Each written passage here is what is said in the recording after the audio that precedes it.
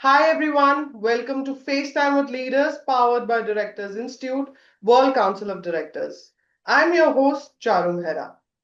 Let's be honest, most people only notice supply chain when something breaks. A shipment gets delayed, costs go up, shelves look empty, margins take a hit.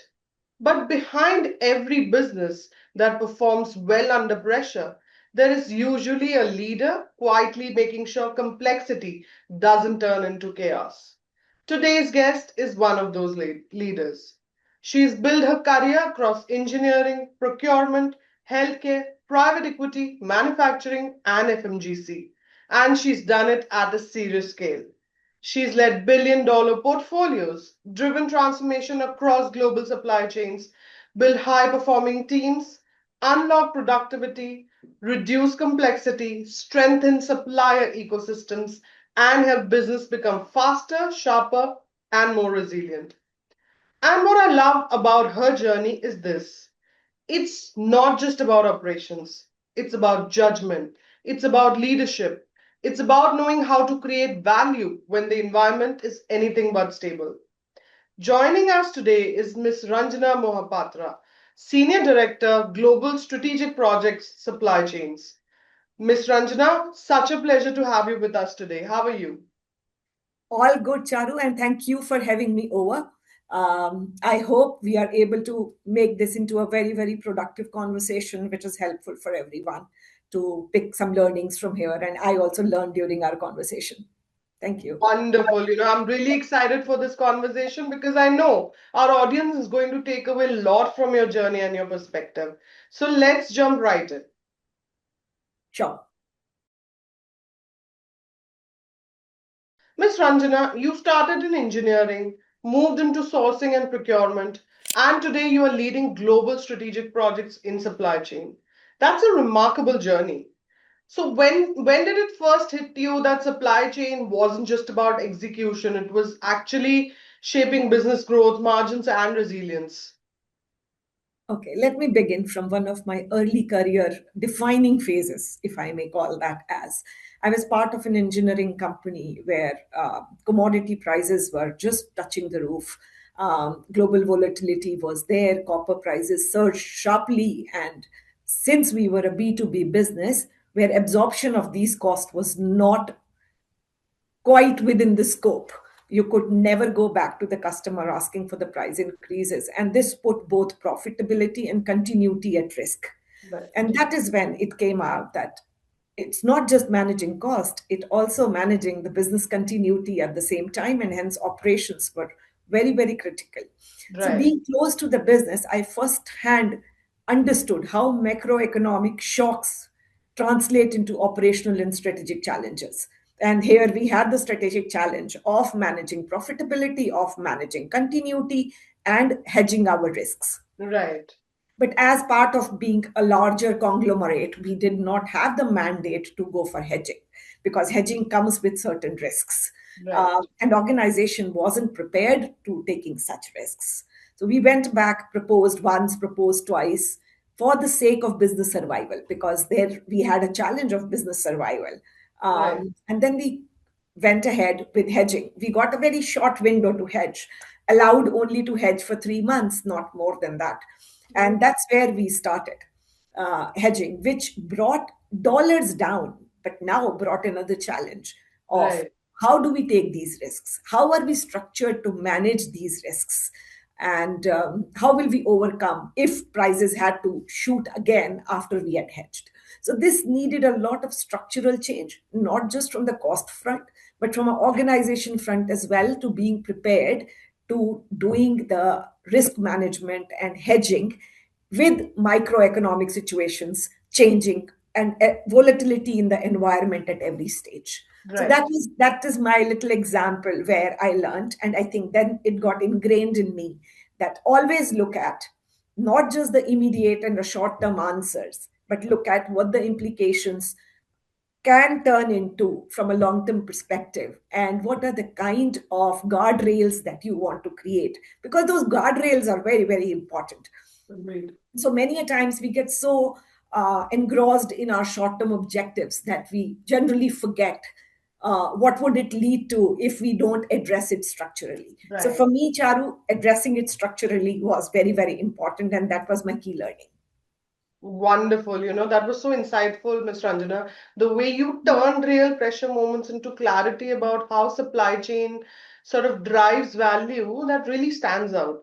And I believe that your industry lens and the focus on resilience came through so strongly.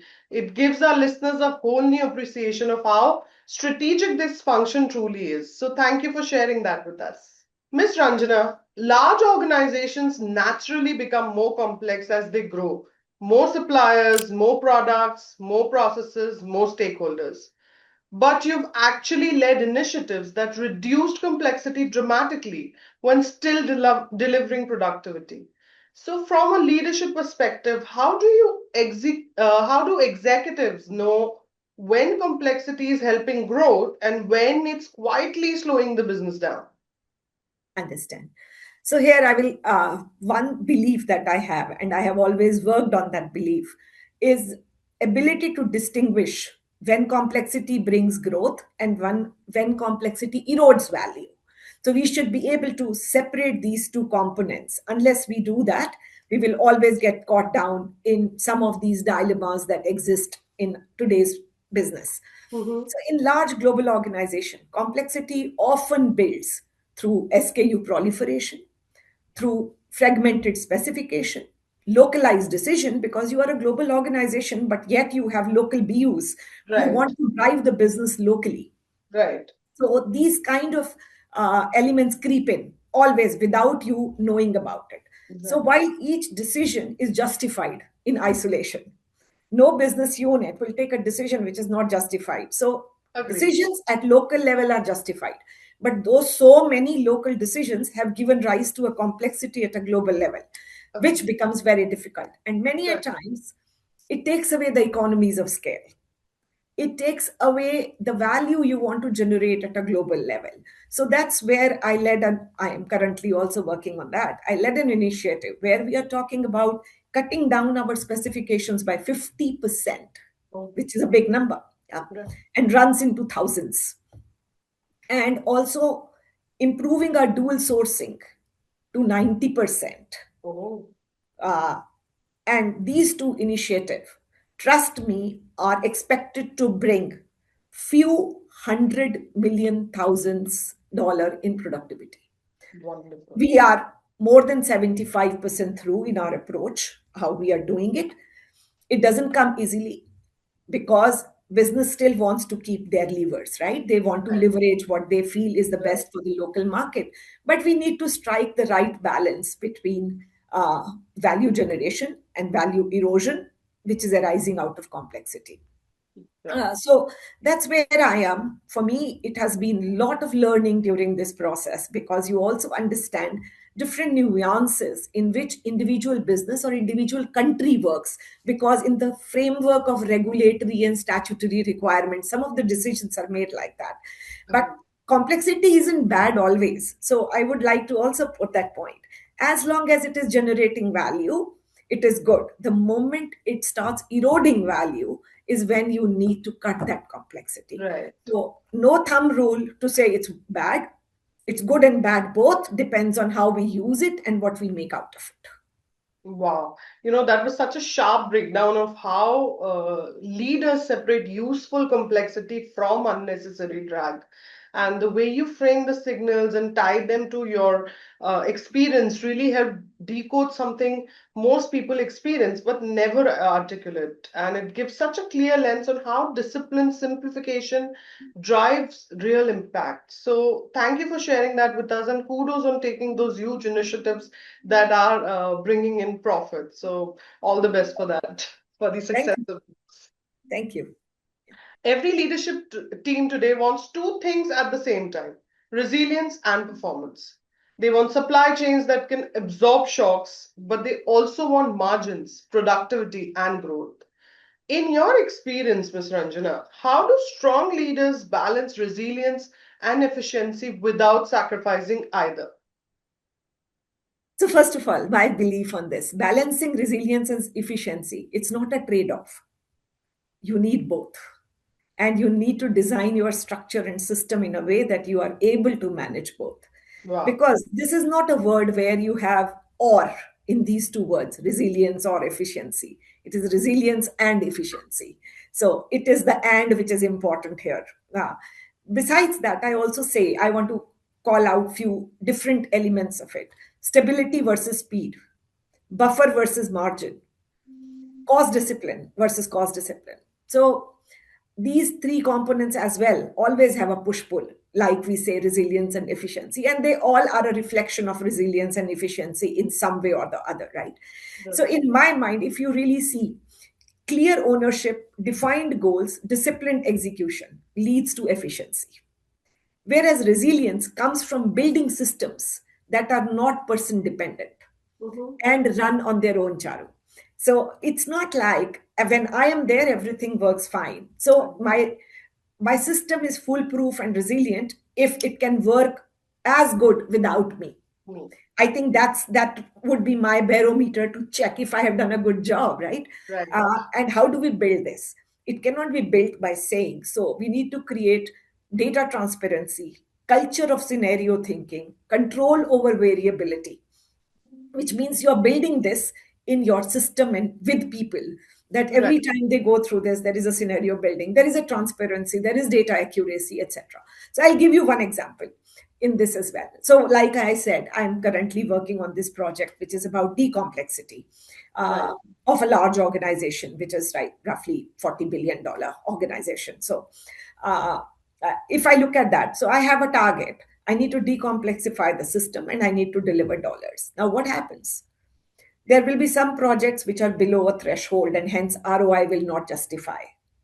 Yeah. But at the same time, I understand that reducing specification in the long run is way more beneficial. But how do you convince the system? Mhm. Because business unit has their own goals to deliver. So Agreed. again, a trade-off. Yeah. Reducing specification will build resilience in the system. But immediate dollar delivery is small and hence the business unit doesn't want to do it.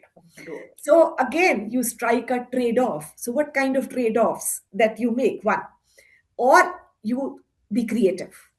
So in this case, the creativity could be, can I bundle five of my choices into one so that my return on investment justifies, Right. rather than doing one as one project? So I combine 5 or 10 of those specifications and I do it. So these are some of the things that you do which build a structure which makes you more resilient, and at the same time train the organization which can run without you, resilient organization which can deliver. So overall, if I have to say three things: first, codify repeatable processes, so efficiency is embedded, not person dependent. Second, building leadership depth. So, what does leadership depth do? Leadership depth will make sure that your system doesn't collapse on the first volatility that comes. Right. You've Right. prepared your people, your system is such. So, that would be my bottom line: building resilience through your structure, people, and processes. Efficiency, more around doing, creating real accountability and transparency in the system. Mhm. That's how you could divide the two and make sure that you get the benefit of both rather than or in the process. Wow, that was such a clear way of explaining how strong leaders actually balance resilience and efficiency together. It's like the way you said, it's not an or, it's an and how to balance it together. And the examples you shared makes the balance feel practical and not theoretical. Your sort of cross-industry lens really brings out why discipline designs matter more than quick fixes. So thank you for sharing that with us. Oh, my pleasure. Thank you. All right, Miss Ranjana, let's do a quick rapid round. I'll give you two choices. Just go with the one you instinctively lean on, right? Okay. Yeah, All right, the let's first one. When scaling a business, simplifying operations or adding more capabilities? simplifying operations.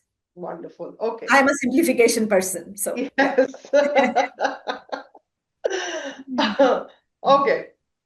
Second one, for long-term competitiveness, strong supplier partnerships or constant cost pressure? Strong supplier partnerships. Talking with you, I could identify that this is what you're going to say. Yeah, this is so me. Yeah. Wonderful. Okay, next one. In leadership teams, faster decisions or broader consensus? Faster decisions. Broader consensus never happen. You lose time. So you need to have agility. And faster decisions give you agility. And Wow. I'll just quote one thing. I have Yes, please. always, right early on from my career, I used to say, if you don't kick, it is not a goal. If you kick 10 times, at least 5 times will be a goal with the probability. So you should be Wow. able to kick. Yeah. Wonderful. That's a good analogy. Okay, next one. When managing uncertainty, better data or stronger judgment? Stronger judgment. Data is never perfect. With our today's context, you can keep analysis paralysis. I don't think of doing analysis paralysis. I take my judgment and move ahead. We may Wow. make mistakes, we can course correct it. You need to be conscious of it. That's important. Wonderful. Wonderful. Okay, the last one for this section is for building great organizations, systems or people?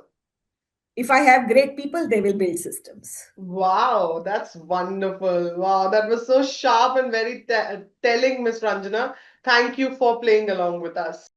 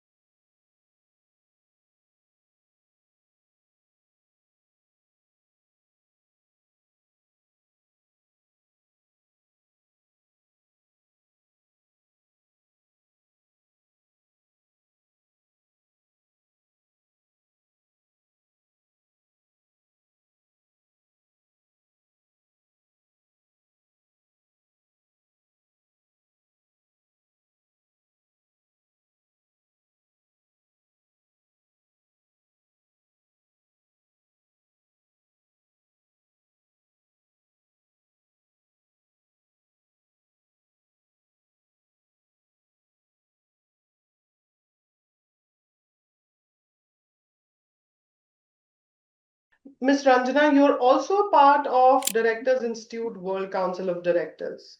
So, from your personal experience, what has being part of Directors Institute meant for you as a leader? Has it changed the way you think about governance, strategy, or leadership decisions? Okay, Charu, the way I would put it is being part of Directors Institute has been a real inflection point for me uh, in how I think about governance, strategy, and leadership. So early in my career, like I gave you an example earlier about the copper prices which were shooting up, I Right, was very much in an operator mindset, if I may call it, focused on solving the immediate business problem. Learning and implementing disciplined hedging with clear guardrails helped the business survive. But at the same time, I saw it largely as a tactical solution, right? right, I did control the cost. I did put a process in place on risk hedging and put the governance in place. And it was, I today call it a tactical solution that I did. But what now my recent experiences working with Directors Institute little reframe that kind of a decision mhm, through a different lens. Now, more through a governance lens, if I may right, call it. Today, I would view it as more a question of risk governance. First, a risk governance, not a short term dollar solution, right?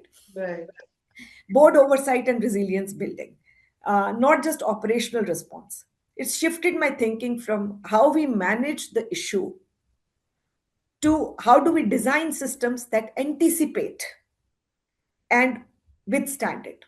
Now, if I go back to what I said earlier, I never thought about anticipating in that situation. I right, wanted to solve the dollar issue and then put a process in place and the governance in place.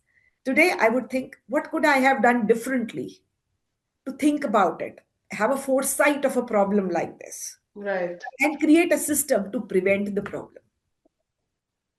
And that's how Directors Institute has helped me in terms of shifting my mindset completely from a tactical solution to a more strategic solution and more in the longer interest, long term approach, and being more predictive rather than reacting. Reactive. Yeah. Wow, that was a wonderful, feedback for the Directors Institute. Thank you so much for that. And, your perspective was incredibly grounding. The way you described how global board exposure sharpened your judgment and clarified your leadership lens really brings out what Directors Institute experience add. So thank you for sharing that with us, and I wish you all the very best for your future endeavors, ma'am. Thank you so much, Aru. It was absolutely pleasure being with you today. Thank you. So, in the end, I'd just like to say that this has been such a thoughtful and insightful conversation, Ms. Ranjana. What really stands out from your journey is how leadership today is no longer about managing functions. It's about navigating complexity, building resilient systems, and developing people who can perform under pressure. Thank you for sharing your perspective, your experience, and your leadership insights with us today. Thank you. Wish you all the best. Yeah. To our audience, whether you're a board member, executive, or an emerging leader, today's conversation is a powerful reminder that strong organizations are built on clarity, discipline, and the ability to adapt when the environment changes. This has been FaceTime with Leaders, powered by Directors Institute World Council of Directors. I'm your host, Charu Mehra. Until next time, stay curious, stay responsible, and stay ahead. Thank you.